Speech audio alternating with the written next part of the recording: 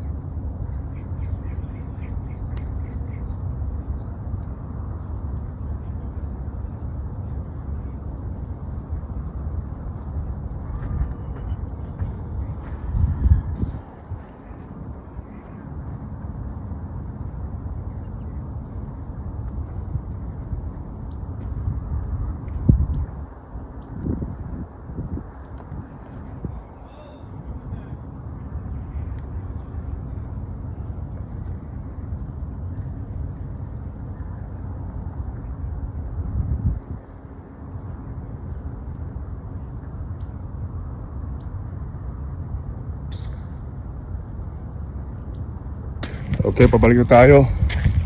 That's the mustard spot right there. Ito nga pala ang harvest natin ngayon. Nakalagay sa supot. Hindi ko na I'm not gonna tawag ito, tatalbusin huli, kasi napili ko na yung mga talagang gusto ko. So ang gagawin ko nito, lilinisin ko na lang, and then I'm gonna put it in the boiling water. Hindi masyadong matagal, just for a little bit, hanggang maluto lang yung mga stems. Saka hindi matudurog yung mga leaves, kasi sarap yan kapag yung half cook lang. Yun, haluan na natin ng bagoong, vinegar, tomato. You can add a little bit of pepper. Konting asin, okay na yun. Okay.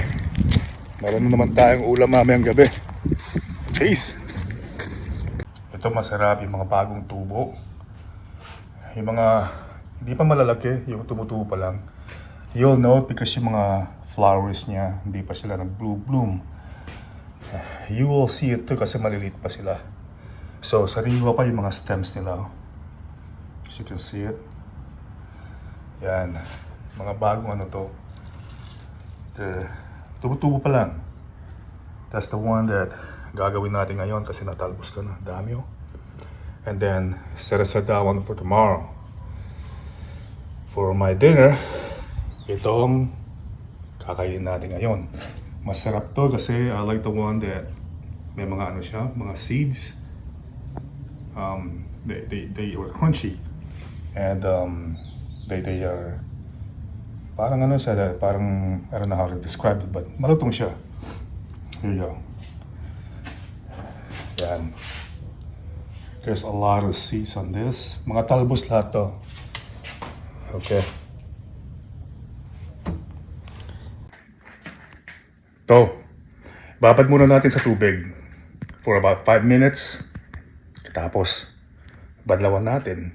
And then, rinse it again. Second time around.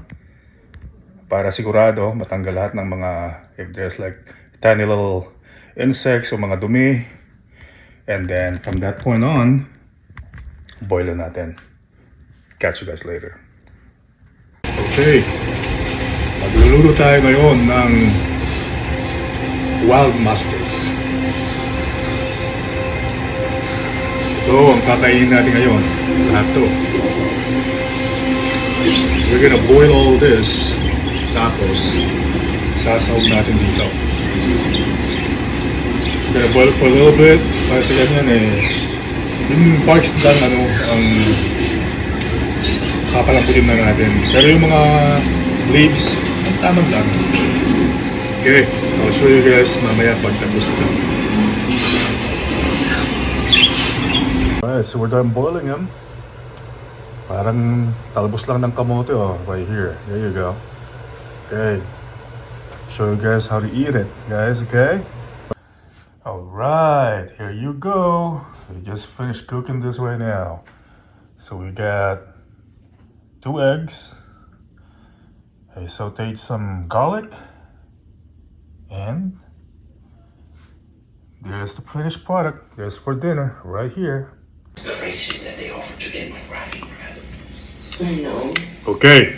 It's a really good opportunity. Maski araw-araw kong kainin to, hindi talaga ako magsasawa. Look, if anything, Let's go and eat. happens, we just pack our bags and go. Okay? Just tonight and tomorrow night, and then we're back on the road. Please. Please, I like breathing in this. Okay. Champion talaga.